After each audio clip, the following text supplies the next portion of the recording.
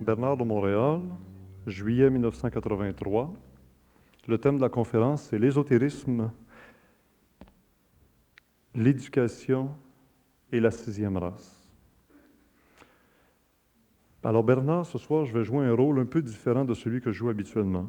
D'abord, je vous mets sur une piste, et par la suite, je vais jouer le rôle de celui qui,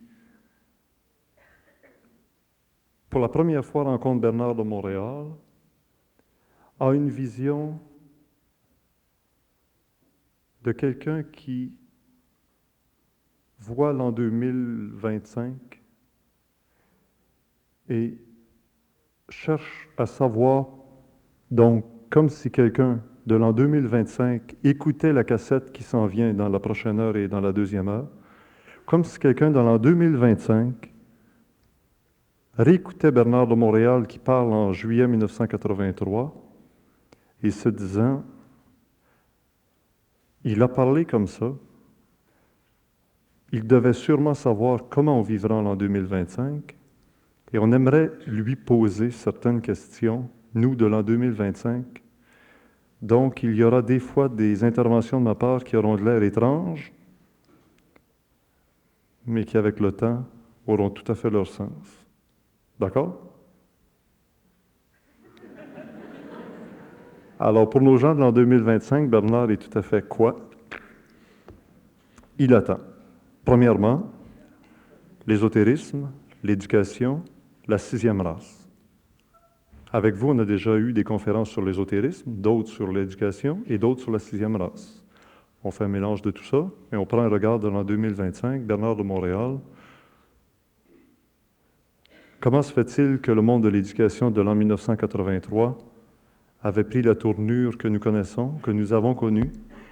Et comment se fait-il qu'un type comme Bernard de Montréal, ou comme tous les autres en fusion, ont joué le rôle de la façon dont ils l'ont joué dans le domaine et vis-à-vis la jeunesse et l'éducation et les moyens de transmettre l'information? Parce que en 1983, l'humanité était à un stage de déformation de conscience. En 1983, l'humanité n'avait pas la capacité de réorganiser d'une façon suffisamment rapide le matériel psychologique de sa conscience inférieure. L'homme était incapable, dans ce temps-là, de pouvoir comprendre analytiquement les paramètres incroyablement complexes d'une civilisation qui n'avait pas atteint l'âge de sa maturité psychologique. Une civilisation qui avait réussi à découvrir des lois de la matière et qui avait donné à l'humanité une fondation matérielle d'abondance, mal répartie, mais une civilisation qui n'avait pas atteint la maturité parce que l'homme n'avait pas encore découvert le pouvoir de la pensée créative. L'homme vivait d'une pensée subjective, il vivait d'une pensée rationaliste, il avait l'impression, dans la majorité de la population, que le monde de la Terre, le monde de la conscience planétaire était un monde qui était encastré dans un corps matériel ou dans une substance matérielle. D'ailleurs, la science était mécaniste, rationaliste, et l'homme avait perdu le sens profond des valeurs oubliées des anciens Atlantes, des anciens Rishis, des anciens initiés ou des anciennes connaissances de l'humanité. Donc l'homme vivait d'une conscience totalement expérimentale, sa science était totalement expérimentale, et sur le plan de l'éducation, sur le plan de la philosophie, sur le plan de psychologie, tout était expérimental. Et comme l'homme n'avait pas encore dégusté, n'avait pas encore senti, perçu, reçu d'informations à partir d'un autre plan, il n'avait pas conscience que le monde de la Terre est un monde composé de différents éthers qui contiennent, chacun selon leur vibration, différentes intelligences qui pouvaient communiquer avec l'homme, mais qui ne pouvaient pas à ce temps-là communiquer avec l'homme parce que l'homme n'était pas suffisamment réceptif. Il n'était pas réceptif parce qu'il avait trop d'ego. Son ego était une conscience inférieure colorée par ses émotions et son intellect. Donc, son ego ou son cerveau en tant qu'organisme biologique radiophonique ne pouvait pas recevoir d'ondes suffisamment subtiles pour transpercer la couche très très épaisse de l'inconscience raciale de ce temps-là. Qui et comment pouvait-on modifier ce modus operandi? La modification de la conscience sociale de l'humanité à ce moment-là commençait.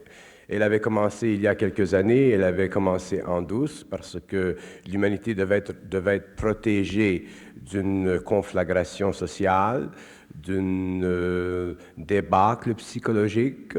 Donc, les intelligences qui œuvrent, si vous voulez, dans les mondes parallèles, travaillaient directement avec l'homme, au début par intuition. Donc, pendant cette période finale, si vous voulez, de l'humanité, il y avait beaucoup d'hommes sur la Terre qui devenaient de plus en plus intuitifs parce qu'ils enregistraient de plus en plus certaines vibrations dans leur cerveau qui leur permettaient de comprendre d'une façon plus ou moins ambiguë des réalités personnelles ou transpersonnelles qui leur servaient à pouvoir s'ajuster psychologiquement au contexte social de leur temps. Mais ce que ces gens-là, qu'on appelait dans le temps les gens des voyants ou des psychiques ou des médiums, ainsi de suite, ce que ces gens-là ne savaient pas, c'est qu'ils étaient dans leur intelligence couverts, c'est-à-dire que les forces, les intelligences qui faisaient partie des plans subtils étaient obligés de couvrir ce qu'ils leur disaient parce que ces hommes-là, dans ce temps-là, avaient encore la faculté de penser. Et comme ils avaient la faculté de penser, cette faculté de penser qui était personnelle ne pouvait pas facilement trafiquer ou échanger ou utiliser du matériel qui était transpersonnel. Sinon, ça aurait causé une débâcle psychologique chez les individus et ça aurait amené les individus à une sorte d'aliénation mentale parce que l'ego n'aurait pas été capable de réellement comprendre ce qui ne se comprend pas par l'intellect, mais qui se comprenait à ce moment-là directement, soit par intuition ouverte, ou soit par correspondance mentale télépathique directe. Y avait-il des systèmes et des réseaux organisés déjà qui préparaient l'humanité à atteindre ce qu'on connaît maintenant en l'an 2025?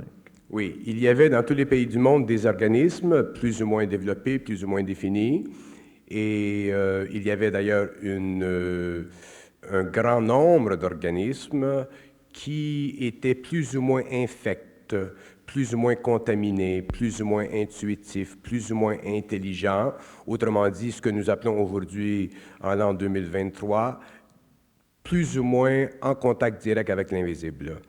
Et ceci faisait justement partie de l'expérience collective de ces organismes, comme ça faisait partie de l'expérience subjective et personnelle des individus.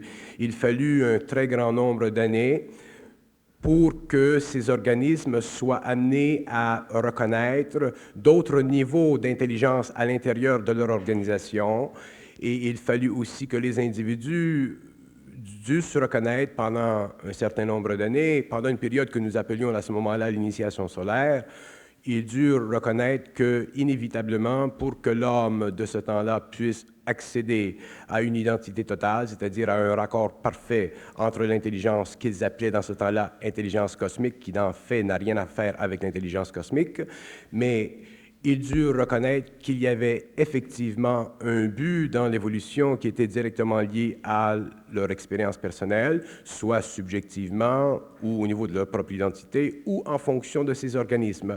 Mais il y eut un phénomène absolument particulier qui fut reconnu vers l'an 1994. Ce fut un phénomène où suffisamment d'informations avaient été disséminées dans le monde pour faire reconnaître aux individus les plus avancés, les plus évolués, les plus intuitifs, que tout ce qui était organisme, tout ce qui était collectif en conscience, n'avait servi qu'un but, c'était le but de certaines forces qui voulaient entraîner non pas la chute de l'humanité sur le plan matériel, mais la chute de l'humanité sur le plan psychologique. Et à partir de ce temps-là, il y eut des forces dans le monde qui se sont manifestées en puissance visible, matérialisée à partir de l'éther, qui ont contraint contraint ces forces, ces organismes à reculer et à ne plus pouvoir influencer sur le plan matériel de la Terre les consciences prêtes, les consciences suffisamment avancées de l'humanité. Et à ce moment-là, nous pouvons enregistrer dans les anecdotes ou dans les histoires de l'humanité qu'il y eut comme une rupture, la rupture d'un voile, la brisure, si vous voulez, de ce qui, dans ce temps-là, était appelé les forces astrales, et qui permit ensuite que d'autres forces, qui, dans ce temps-là, étaient appelées les forces de la lumière, que nous n'appelons pas aujourd'hui les forces de la lumière. Et la rupture de ces forces permit à l'homme, une fois pour toutes, de commencer à pénétrer dans les secrets de l'organisation invisible sur la Terre et de petit à petit commencer à réaliser qu'il y avait des êtres sur la Terre qui avaient le pouvoir de l'invisibilité et qui faisaient partie du gouvernement invisible, qui dans le passé avait toujours été caché à l'humanité, mais qui avait été enregistré dans l'expérience personnelle ou enregistré dans les archives de la race. Comment cette humanité était-elle préparée et comment a-t-elle réagi lorsqu'elle a découvert effectivement derrière ce voile ce gouvernement invisible et comment ce gouvernement invisible s'est-il graduellement ou subitement manifesté à cette humanité de 1983 ou par après?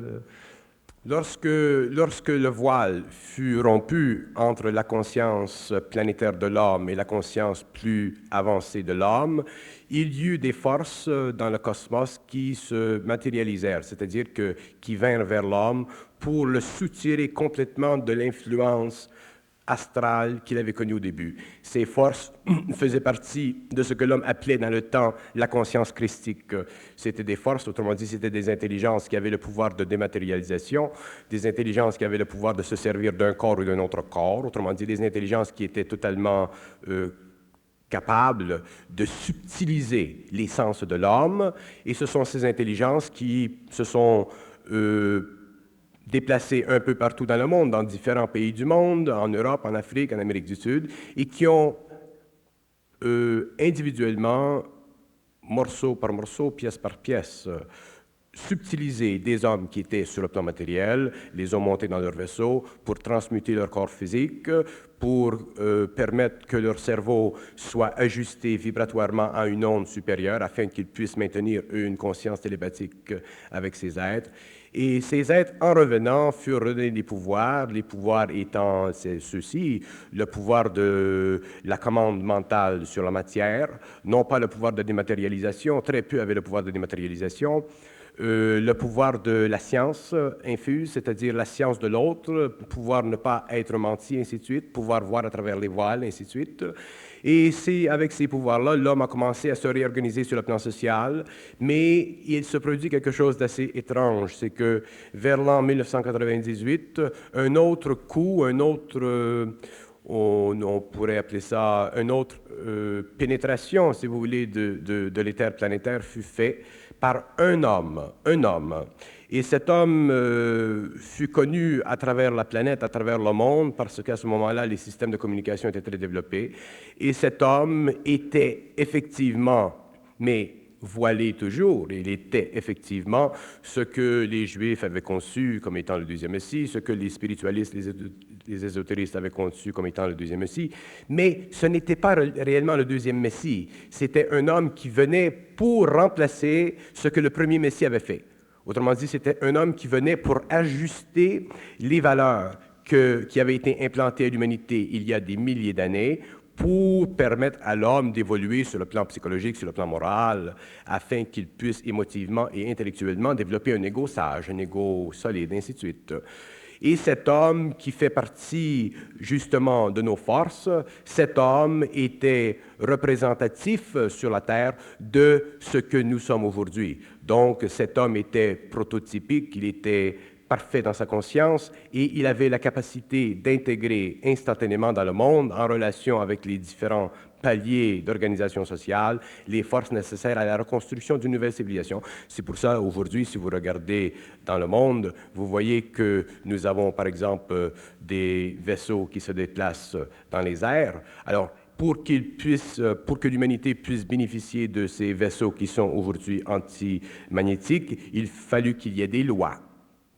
pour que l'humanité puisse bénéficier des systèmes de téléportation que nous possédons aujourd'hui pour nous téléporter dans le monde, il fallut qu'il y ait des lois qui nécessitaient un changement radical dans les structures, dans les conventions des Nations Unies, parce que les Nations Unies, à ce moment-là, existaient, mais elles étaient très, très faibles. L'organisation sociale était très faible parce que l'homme était encore trop, trop inconscient. Mais il représentait, en tant qu'organisme international, le plus ou le meilleur bien fondé des intentions de bonne volonté de l'humanité de ce temps-là. Comment se fait-il qu'il y ait toujours des oppositions à ce nouvel ordre de choses que nous connaissons aujourd'hui en l'an 2023? Il y eut beaucoup d'opposition parce que l'homme, même s'il ne le connaissait pas, même s'il ne le réalisait pas dans ce temps-là, l'homme devait reconnaître éventuellement que ce qu'il appelait dans ce temps-là le monde de la mort était un monde qui était habité par des entités, par les mêmes entités qui avaient peuplé ou qui avaient habité les corps physiques.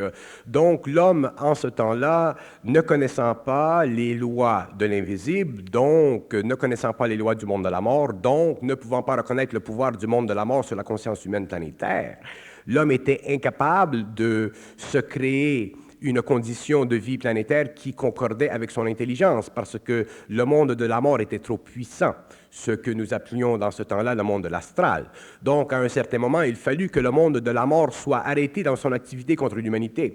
Et pour que le monde de la mort arrête son activité contre l'humanité, il nous fallut à nous, dans ce temps-là, travailler incessamment et amener le monde ou les entités dans le monde de la mort à changer de terrain, à changer d'espace, à être déplacés. Nous devions travailler à un déplacement, je ne peux pas dire un déplacement géophysique, mais réellement un déplacement physique dans leur monde pour que ces êtres-là puissent être libérés et ensuite reconnaître l'importance que l'humanité dut être laissée d'évoluer en paix. Et après, à partir de ce moment-là, lorsqu'il y eut un grand travail fait par les initiés de ce temps-là, il se fit une ouverture dans l'esprit de l'homme et les hommes purent commencer lentement à comprendre les lois de la vie et les lois de la mort. Et en comprenant les lois de la vie et les lois de la mort, c'est à partir de ce moment-là qu'il nous fut de plus en plus facile de raccorder ce que nous appelions dans ce temps-là leur principe éthérique avec le principe matériel. A-t-on utilisé à cette époque des méthodes spectaculaires pour aider à l'établissement du nouvel ordre de choses que nous connaissons aujourd'hui? Non, les méthodes étaient très, très, très simples, très voilées, très occultes, si vous voulez. Très peu d'hommes sur la Terre pouvaient connaître ces méthodes parce que pour connaître ces méthodes, il fallait que ceux qui travaillent dans ce temps-là soient en communication mentale avec nous et il fallut aussi que ceux qui travaillaient dans ce temps-là ne puissent pas, à cause de leur émotivité et de leur raison, faire interférence avec notre travail. Donc, nous étions obligés de voiler tout ce que nous faisions et ceci était très difficile parce que l'homme, tout de même, avait à comprendre, l'homme voulait comprendre, l'homme avait une très grande volonté d'évolution, ainsi de suite. Mais ce que l'homme ne savait pas, c'est comment lui, sur le plan psychologique, sur le plan émotionnel, sur le plan vital, sur le plan physique, il était construit. Et comme il ne savait pas comment il était construit, il ne pouvait pas comprendre nos méthodes. Donc, nos méthodes durent demeurer secrètes pendant à peu près 50 années. Y a-t-il dans ce secret des événements orchestrés, des scénarios écrits par nous de l'an 2023 ou des gens semblables à nous qui ont été imposés à l'humanité de 1983 et après? Oui, il y eut des œuvres écrites, des œuvres de très grande importance, des œuvres qui ont créé une dislocation énorme dans l'humanité afin d'ouvrir les centres psychiques. Il y eut des œuvres qui, d'ailleurs, ne sont même pas terminées dans leurs conséquences. Il y eut des œuvres qui eurent la fonction, dans le fond, de réellement déchirer le voile de l'âme de l'homme afin d'amener l'homme à une conscience totale de son esprit, c'est-à-dire à une reconnaissance parfaite du lien mécanique, psychique, vibratoire entre son cerveau et notre énergie. Pouvez-vous nous rappeler certains noms ou certains événements qui ont été justement orchestrés par nous? Il y eut beaucoup de livres, je n'ai pas pour le moment la mémoire, mais il y eut beaucoup de livres qui furent écrits et à ce moment-là, dans ce temps-là, ceux qui étaient les plus sensibles vibratoirement, intuitivement, pouvaient reconnaître essentiellement la qualité d'intelligence supramentale de ces œuvres. Et ces œuvres leur servaient à comprendre des aspects personnels comme ça leur servait à comprendre des aspects sociaux de l'évolution. Pouvez-vous nous expliquer un peu, puisque nous sommes de la province de Québec, le rôle joué par un certain Bernard de Montréal qui est décédé depuis?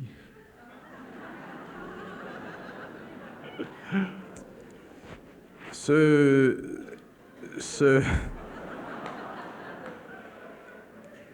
Bernard de Montréal était un homme très simple, un homme qui avait une certaine convenance sociale.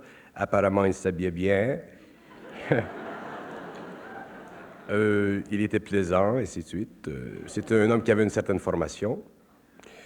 Nous ne connaissons pas tellement ses antécédents parce qu'à un certain moment, il dut se retirer. Donc, lorsqu'il s'est retiré, ce qu'il était, ce qu'il convenait de lui-même, demeurait avec un certain nombre de personnes, mais il fit un certain travail. Il fit un certain travail dans une certaine région qui, dans ce temps-là, était appelée le Québec. Et ce travail faisait partie de toute l'activité coordonnée à l'échelle mondiale. C'était un travail important, mais un travail qui n'était pas plus important que ce que nous faisions ailleurs dans le monde. On s'est laissé dire que derrière le voile, Bernard de Montréal est devenu conseiller pour des organismes politiques, économiques, sociaux à travers le monde, un peu comme un prince noir dans l'ombre. Il a aidé à l'établissement de notre nouvel ordre de choses. Oui, ça faisait partie de ses activités d'entrer en liaison personnelle, si vous voulez, fermée, des liaisons fermées avec des gens qui faisaient partie de l'ordre social, afin souvent de les éclairer dans leurs propres intelligences, parce qu'ils connaissaient des gens particulièrement intelligents, sensibles, des gens qui avaient un poste clé dans différents organismes, et il parlait avec ces gens et il ouvrait petit à petit leur esprit à des idées qui pouvaient servir éventuellement à la stabilisation des forces sociales sur le plan matériel. Il a été pendant quelques années l'ami, dirons-nous, intime de Richard Glenn. Et lui aussi, qui est décédé aujourd'hui, a laissé un grand nombre de cassettes de ses conférences avec Bernard de Montréal, de vidéos sur l'ésotérisme, de films et tout le reste. Est-ce qu'on pourrait mettre cette forme d'activité dans le lot de ce qui a été organisé par nous? Oui, parce que ce Bernard de Montréal que vous mentionnez, ce n'était pas un homme à perdre son temps. Donc, il savait avec qui il travaillait. Il avait même instruit Glenn du fait qu'il devait travailler avec lui. Et Glenn, à cause de sa très grande sensibilité, apparemment c'était un homme très sensible, reconnaissait avec grande facilité ce lien qui existait entre lui et ce bonhomme, et ils travaillèrent ensemble pendant un certain nombre d'années, et l'harmonie qui régnait entre ces deux bonhommes, et c'était une harmonie qui était gentille, simple, calme, il n'y avait pas d'opposition, il y avait une liberté totale. Glenn travaillait de son côté et l'autre travaillait du sien. Y a-t-il eu des personnes?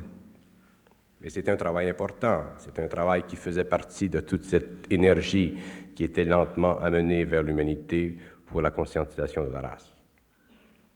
Y a-t-il eu d'autres personnes mises en place, aidées, dirons-nous, psychiquement, pour parler du langage de 1983, comme nous, dans les plans politiques mondiaux, de façon à provoquer l'évolution de la conscience, soit des êtres comme un certain Khomeini qui ont choqué l'humanité de façon à ce qu'à travers le choc jaillisse la lumière. Bon, il y eut des êtres, naturellement, comme vous nommez, comme ce fameux Khomeini, d'autres êtres, Hitler, ainsi de suite, des bonhommes qui eurent une emprise globale sur leur région ou qui eurent une influence politique à l'échelle mondiale. Mais il y avait une raison pour ces hommes, c'est que ces hommes, à cause de leur lien vibratoire inconscient avec des plans de vie astraux, créaient dans le monde une très grande intensité de souffrance. Et à cause de leur ignorance occulte, autrement dit, à cause de leur manque de compréhension de leur rôle à partir du plan invisible, ils étaient des outils très, très bien utilisés par ces forces que nous appelions dans ce temps-là les forces de l'astral. Et il y avait dans ce temps-là un autre pays, la Russie, qui aussi faisait partie de ces forces. Donc il y avait dans le monde une polarité. Et c'était très important que les forces d'un camp ou de l'autre puissent dans ce temps-là se confronter, parce que la confrontation amenait l'homme à faire la synthèse du bien et du mal. Ce que nous avons eu de plus difficile dans l'extinction, si vous voulez, des anciennes habitudes de l'humanité, c'était de faire comprendre à l'homme qu'à un certain moment donné, il devait en arriver à être libéré de la conception du bien et du mal, libéré de la polarité du bien et du mal, parce que le bien et le mal faisaient partie de la condition psychologique de l'humanité vis-à-vis l'énergie qui venait du plan astral, ce qu'ils appelaient le plan de l'astral ou le plan de la mort. Donc, les hautes vibrations qui venaient du plan de la mort étaient le bien, les basses vibrations qui venaient du plan de la mort étaient le mal. Et ce travail incessant servait à créer pour l'homme de ce temps-là une certaine expérience, mais aussi une certaine souffrance. Et cette souffrance devait être éventuellement neutralisée par ce que nous appelions dans ce temps-là l'initiation solaire, c'est-à-dire le dépassement, la synthèse psychologique de l'homme, la réunion entre le principe de l'esprit, de l'âme, du corps, toute la capacité interne de l'homme de créer sur le plan matériel ou de créer sur d'autres plans, mais c'est simplement plus tard que l'homme peut aller sur les autres plans. Donc, l'attention qui existait dans le monde, qui était canalisée à travers ces bonhommes que vous appelez, et dont vous m'avez donné le nom, était essentielle. Mais l'homme, dans ce temps-là, était particulièrement primitif. Il était très avancé dans la pensée, il était très avancé dans l'analyse, dans la faculté analytique. Mais là où il manquait d'intelligence, c'était dans sa capacité de voir instantanément, sans aucune réflexion, où il se situait vis-à-vis ses forces.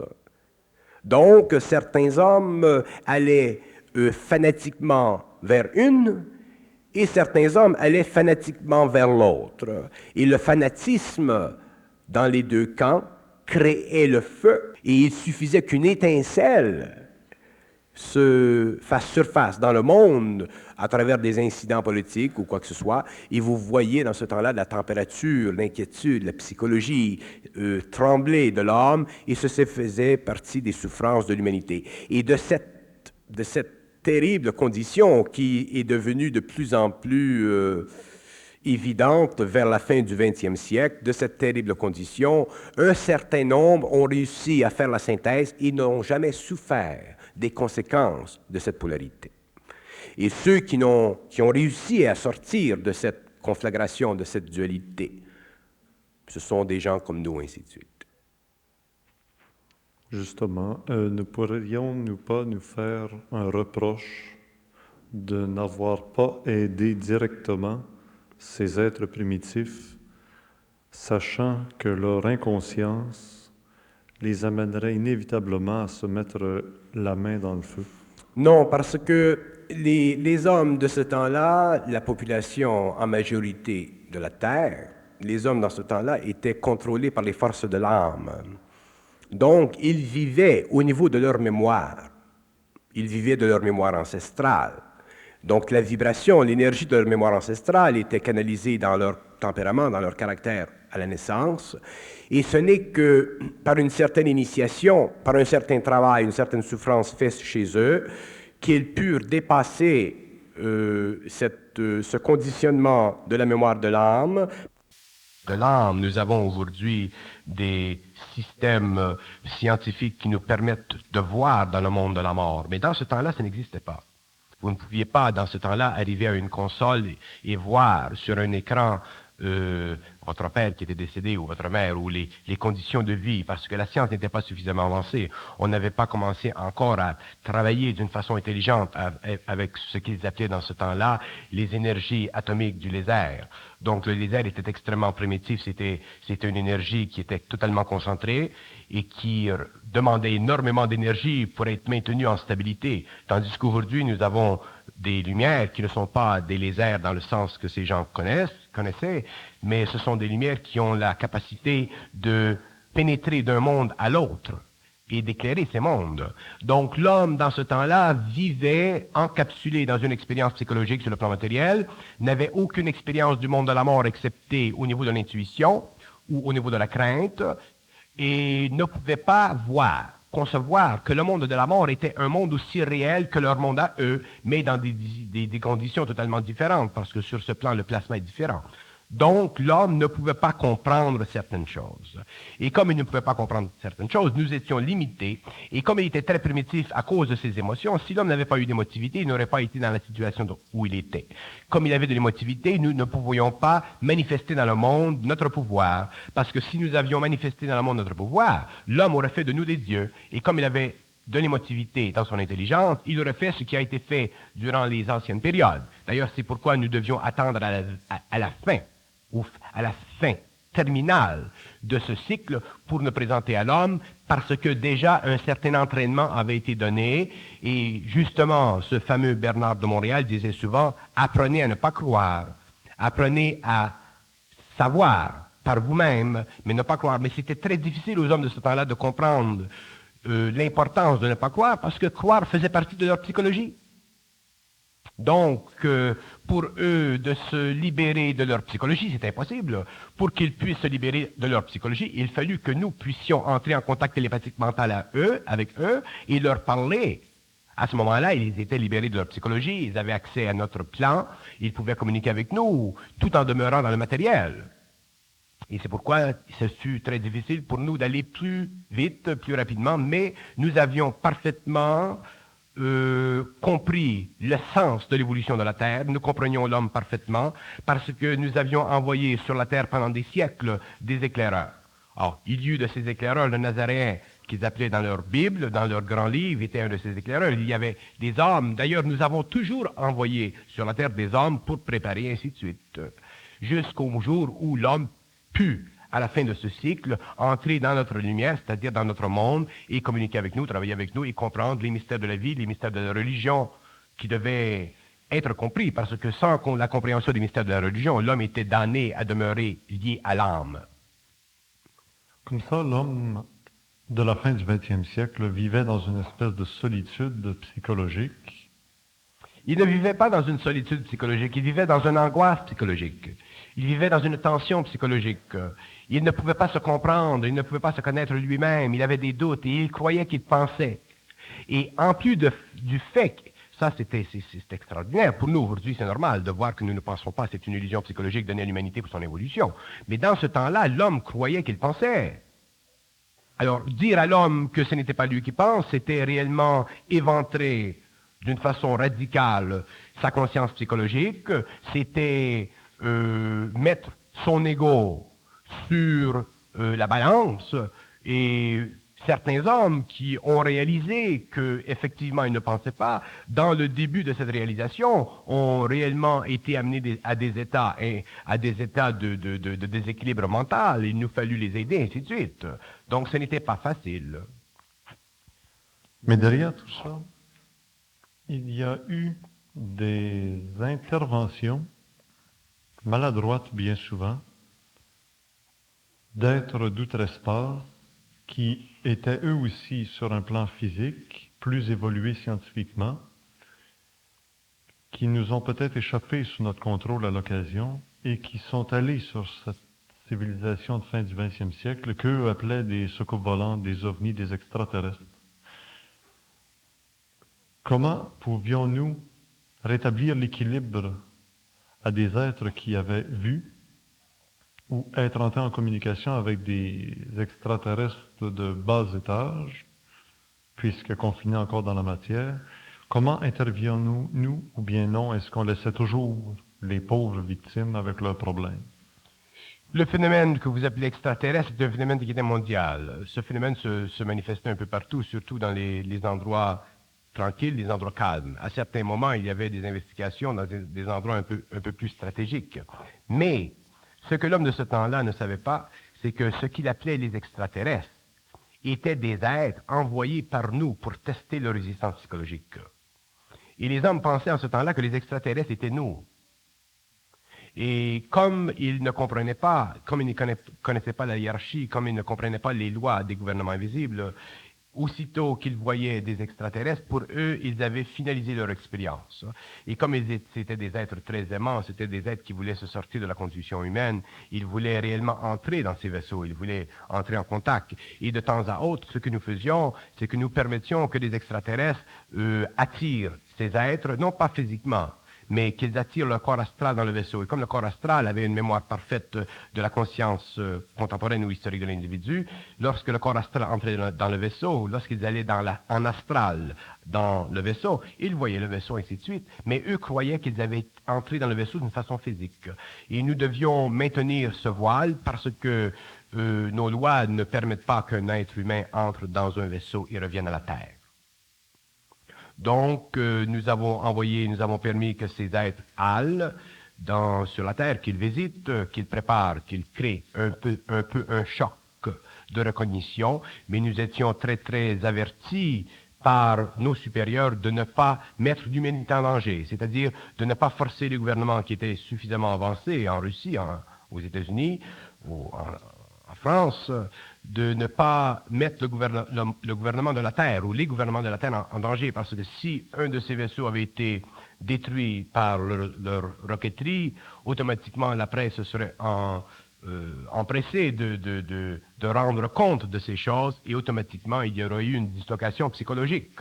C'est pourquoi les interventions entre ce qu'ils appelaient les extraterrestres et le monde étaient toujours faites d'une façon suffisamment voilée ou très objective, mais là où il n'y avait pas trop de population. Depuis combien de temps la quarantaine de la planète Terre est levée et il y a une communication avec les autres mondes? Elle n'est pas encore levée, elle sera levée en 2070. Elle n'est pas levée. Il y a aujourd'hui beaucoup de paix sur la Terre, il n'y a plus de conflit entre les gouvernements, mais le problème qui reste à résoudre, d'ailleurs c'est un problème qui demeurera pendant des siècles, c'est le problème des différentes races. Parce que les différentes races sont régies par des êtres qui, comme nous, ont beaucoup d'amour pour ces races. Mais ces races ont un taux de vibration différent. Le chinois, par exemple, et le noir, ou l'indien, ou le blanc, ainsi de suite. Ils ont des taux de vibration différents. Donc, ils ne sont pas capables d'absorber l'intelligence pure au même rythme. Donc, la race aujourd'hui qui est la plus apte à absorber ce genre d'énergie, c'est la race blanche. Et ensuite viendra les autres, lentement. Mais sur le plan individuel, il y a parmi la race noire des individus qui peuvent absorber ce taux d'énergie. Sur les Chinois, ainsi de suite, la race jaune. Mais sur le plan racial, c'est au cours des siècles qu'il y aura une stabilisation. Parce que le phénomène de la race, d'ailleurs, dans ce temps-là, le phénomène de la race n'était pas compris. Il nous aurait été impossible, dans ce temps-là, de réellement expliquer le phénomène de la race à l'humanité. Nous aurions été considérés comme racistes. Et s'il y avait des êtres qui n'étaient pas racistes, c'était bien nous, puisque nous étions les premiers à pouvoir commencer à rassembler les hommes de la Terre. Quel aurait été le conseil qu'on aurait pu leur donner de façon très directe? Quand on les voit de loin, après tant d'années, on s'aperçoit qu'ils étaient vraiment dans une espèce de marasme devant l'euthanasie, l'avortement, le clonage, les expériences vis-à-vis le cancer, la façon primitive de soigner le corps humain. Quel aurait été le conseil qu'on aurait pu aller leur donner? Évidemment, ça aurait bouleversé de l'évolution graduelle et naturelle. Mais d'après vous, aujourd'hui, nous ne pouvions pas leur parler trop au-delà de leur intelligence. Nous pouvions les aider. Le problème fondamental, ce n'était pas leur science. Leur problème fondamental, c'était leur psychologie. Ce qu'ils avaient de besoin le plus, c'était la psychologie. S'ils avaient eu, les hommes de ce temps-là, une psychologie stabilisée et aussi une psychologie qui aurait automatiquement mené à une relation équilibrée entre les différentes nations, nous aurions commencé notre travail beaucoup plus auparavant. Et nous ne pouvions pas. Donc, nous ne pouvions pas altérer leur psychologie parce qu'ils devaient vivre leur expérience. C'est par la compréhension. La seule fonction que nous avions, c'était de parler. Donc, nous parlions. Nous parlions à voix couverte ou nous parlions à voix ouverte, selon le cas. Nous avions des conversations privées qui étaient plus ouvertes, mais il y avait toujours un voile. Et ceux qui ont bénéficié de conversations ouvertes sans voile étaient très, très rares. Et l'humanité, à ce moment-là, devait être parlée à son niveau, mais toujours amenée petit à petit à réaliser de plus en plus à travers l'expérience, parce que ce que nous disions, nous ne pouvions pas l'affirmer, parce que nous étions en train de détruire la philosophie, nous étions en train de changer la psychologie, nous étions en train d'altérer la théologie. Donc, nous étions en train de changer profondément l'ésotérisme, qui était pour eux dans ce temps-là une science très importante, parce que c'était une science marginale. Et comme c'était une science marginale, les êtres les plus intuitifs, les plus spirituels adhéraient à cette science. Donc, nous devions automatiquement créer un changement vibratoire dans toutes les sciences de l'humanité. Mais nous devions le faire avec intelligence, c'est-à-dire avec patience, parce que le temps était sur notre côté, mais pour eux, le temps était difficile et les hommes se sentaient très, très impatients de connaître. L'événement majeur dont tout le monde se souvient aujourd'hui en frémissant, n'a-t-il pas mis l'humanité dans un état de soumission totale? Bien entendu, a permis à l'humanité enfin de réaliser sa vocation en relation avec nous, mais cette série d'événements malheureux dont on se souvient encore avec angoisse ou avec frisson, n'aurait-elle pas pu être amoindrie si nous avions intervenu directement, si nous étions intervenus directement? Elle aurait été amoindrie, elle aurait été amoindrie sur le plan technique. Autrement dit, nous aurions pu empêcher certaines choses. Mais l'homme, lui, aurait fait de nous des dieux. Notre problème en tant qu'intelligence organisationnelle, c'était que nous devions faire quelque chose d'extraordinaire pour l'homme, l'amener à une nouvelle évolution, créer ce que nous devions créer, mais sans que l'homme nous prenne pour des dieux. Parce que dans le passé, ce qui a créé l'involution, rappelez-vous ces grands êtres comme Moïse, Élie, tous ceux qui ont vu une partie de notre projet, mais qui n'ont pas compris notre projet. Donc, ces êtres ont fait de nous des dieux. Moïse, quand il a vu, c'est Dieu qui l'a vu. Élie, c'est Dieu. Alors, tous voyaient Dieu. Et le concept de Dieu était essentiel, il faisait partie de l'arbitrage que nous imposions à l'humanité pour que l'homme puisse évoluer avec émotion et intelligence inférieure suffisamment rapidement pour qu'il ne se détruise pas, parce que n'oubliez pas que l'homme dans ce temps-là avait une nature animale très profonde. D'ailleurs, il avait été donné à l'homme un corps animal, l'homme avait un corps animal.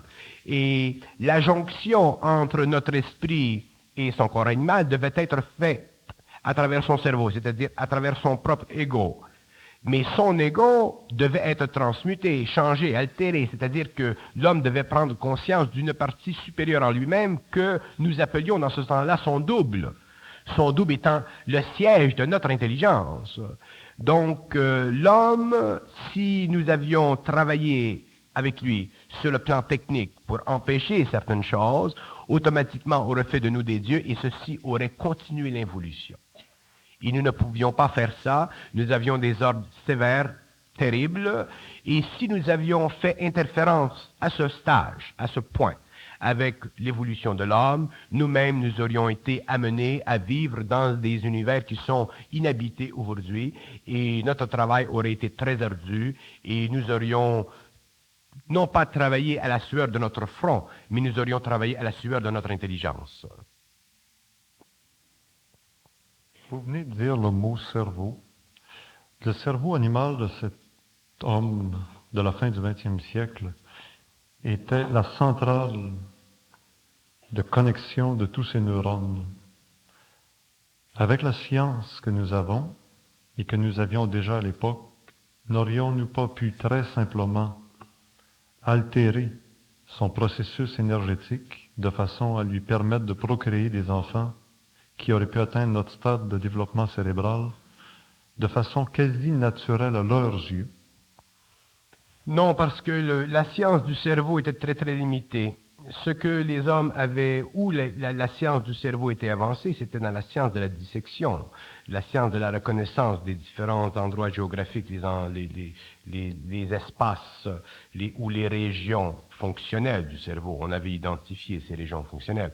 On avait développé ce qu'ils appelaient dans ce temps-là des cerveaux électroniques pour faire un scanning de cette région. Mais l'homme n'avait aucune idée de ce qu'était le cerveau.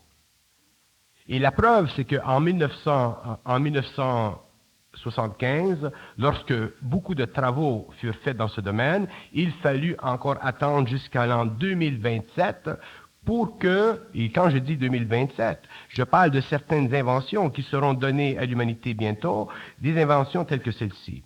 Il sera possible à l'homme, par exemple, de reconnaître sur le plan de la science que le cerveau est en fait un plan d'énergie unidimensionnel.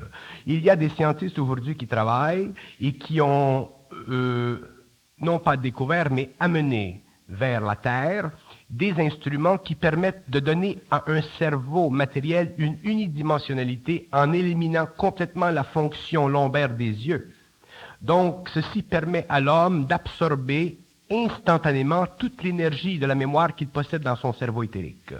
Alors, dans ce temps-là, le cerveau, c'était un organisme, c'était une fonction, c'était une capacité dont l'homme, le scientifique, ne connaissait pas tous les secrets.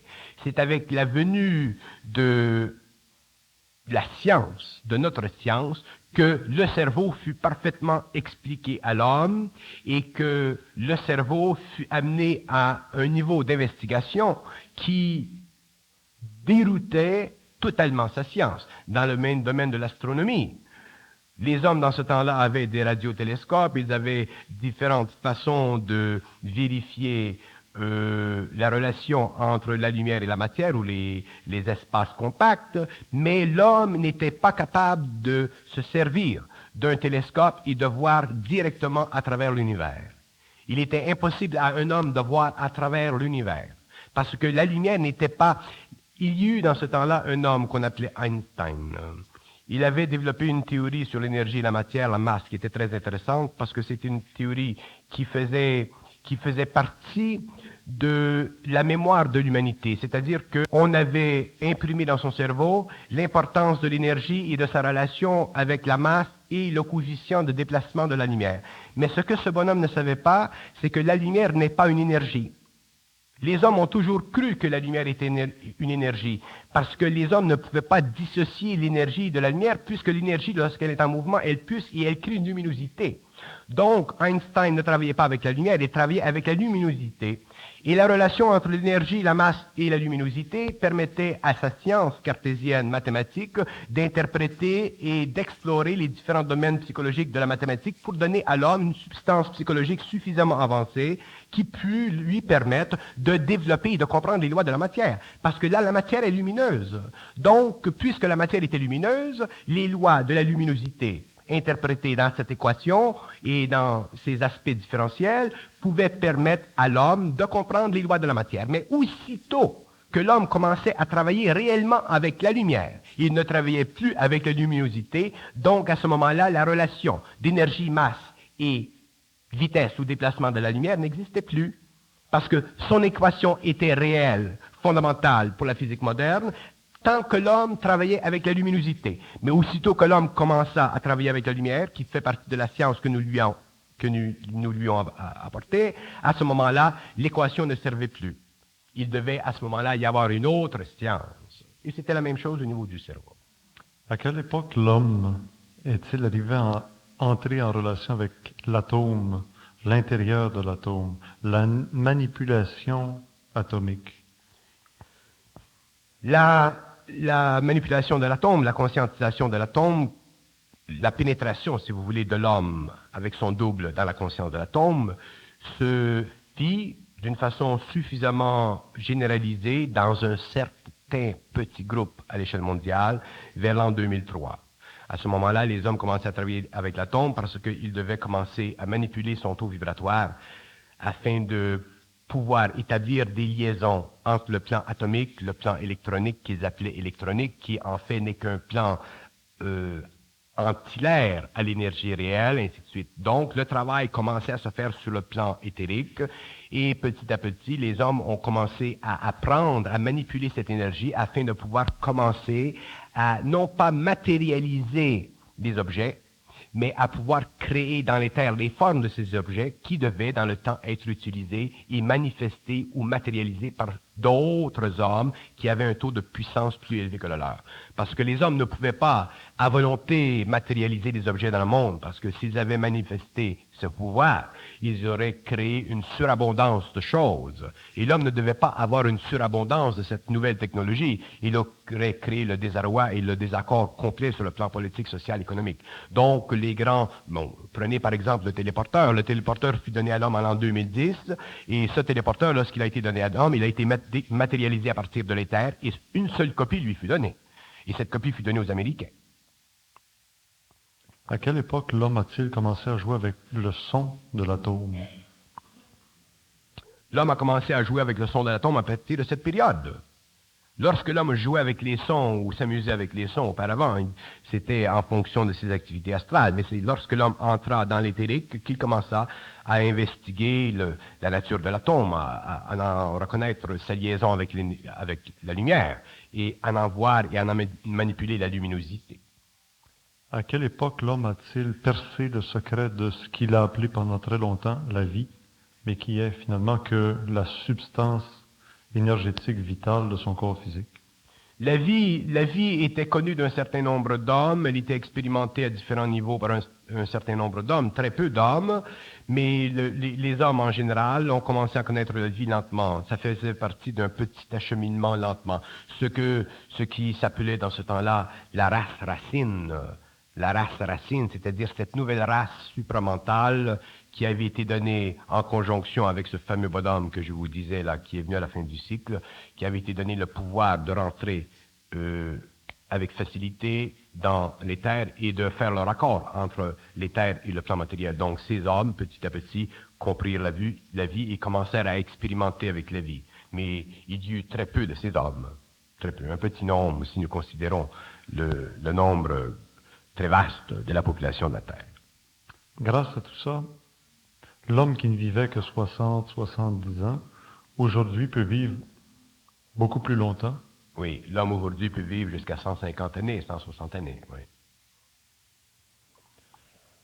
Et derrière les infiltrations de la science pré-antédiluvienne, comment l'homme a-t-il percé ces mystères de la Grande Pyramide, du Sphinx, des secrets du Tibet? C'est très intéressant ça.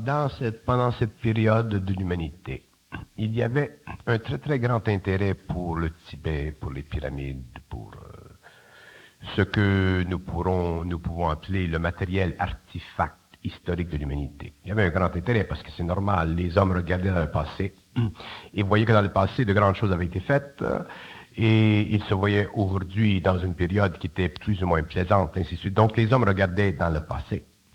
Et lorsque les hommes ont commencé à entrer dans la vie, ce que nous connaissons nous de la vie, lorsqu'ils ont entré dans la vie, ils se sont aperçus que ce qui avait été fait dans le passé, c'était un jeu d'enfant, c'était absolument inutile pour eux. Donc, ils se sont détournés complètement de ceci et ils ont commencé à travailler au niveau d'une nouvelle science. Mais c'était très difficile pour les hommes de se dissocier psychologiquement du passé parce que le passé fascinait l'humanité. Et nous savons aujourd'hui que la fascination est un manque de maturité, la fascination est un manque d'intelligence. Un homme qui est dans son intelligence ne peut pas être fasciné parce qu'il n'y a pas de miroir. C'est le miroir, c'est le miroitement de l'âme, dans l'âme, qui crée la fascination. Mais les hommes de ce temps-là prenaient la fascination comme quelque chose de positif, c'était normal, c'était bon parce que ça leur permettait de vivre, ça leur donnait un certain plaisir de vivre, ça leur permettait de développer leur mental, de développer leur personnalité. Les hommes, dans ce temps-là, étudiaient beaucoup. Mais derrière tous ces artefacts, il y a eu des sciences qui existaient à l'époque de l'Atlantide et plusieurs d'entre eux avaient déjà mis le doigt sur des réalités à travers des sciences comme l'acupuncture, le Yi-King ou les influences de la forme pyramidale. Oui, mais ces sciences avaient été données à l'homme petit à petit par diffusion au cours des siècles. Il y avait eu des hommes qui avaient fait certaines expériences. La sortie du corps astral, par exemple, faisait partie des archives ésotériques de l'humanité. Ce n'était absolument rien de neuf. Donc l'homme pouvait facilement investiguer la nature magnétique du corps matériel et découvrir qu'il y avait des points de lumière sur ce corps-là qu'il pouvait, relier les uns les autres par des petits objets pointus qu'ils appelaient des aiguilles. Mais le phénomène humain, le phénomène de la mémoire était très puissant. D'ailleurs, c'est justement le phénomène de la mémoire de l'humanité qui a permis à l'homme de se nourrir du passé. Et si l'homme n'avait pas eu ça, s'il n'avait pas eu de mémoire, il n'aurait pas pu construire parce qu'il a développé constamment les formes de sa civilisation pendant des siècles. Et d'ailleurs, au XXe siècle, la civilisation était très belle. On avait des choses qui étaient très, très bien construites, ainsi de suite. Mais ce n'était rien avec ce que nous avons aujourd'hui. Parce que l'homme de ce temps-là ne pouvait pas comprendre le pouvoir de la lumière. Il ne savait pas ce qu'était la lumière. La lumière, pour lui, était un phénomène de luminosité. Tandis que la lumière, pour nous, c'est la vie en mouvement. Mais sur un autre plan, en fonction d'un plan inférieur, ainsi de suite. Qui êtes-vous? Celui dont on entendait la voix depuis 1 heure, situé en l'an 2023. Vous vous êtes situé au rôle de qui? En 2023, je ne suis plus sur le plan matériel, je suis dans ce que nous appelons les terres. Je fais partie de la terre, je travaille avec l'homme, je suis en charge de certaines activités importantes, je suis un scientifique. Et j'aime mon travail, et je demeurerai ici tant que je n'aurai pas fini mon travail. Celui dont on entend la voix depuis 1 heure, qui est sur le plan éthérique, reconnaît-il qu'il y a encore des humains semblables ou très semblables à ceux dont on a parlé pendant 1 heure, qui existaient en 1983-85? Oui, effectivement. D'ailleurs, il y a très peu encore de la 6e race. Nous avons, si vous regardez en dehors de nos cités, de nos villes, nous voyons des êtres qui sont seuls, des pays qui sont en train de reconstruction, mais au moins aujourd'hui, nous pouvons, avec le temps, tout ramener à l'ordre. Mais l'humanité sera seule, l'humanité sera sans guerre, mais l'humanité ne sera pas complètement sans souffrance, parce que les hommes doivent en arriver un jour à non pas seulement être conscients de nous, mais les hommes un jour doivent être conscients comme nous.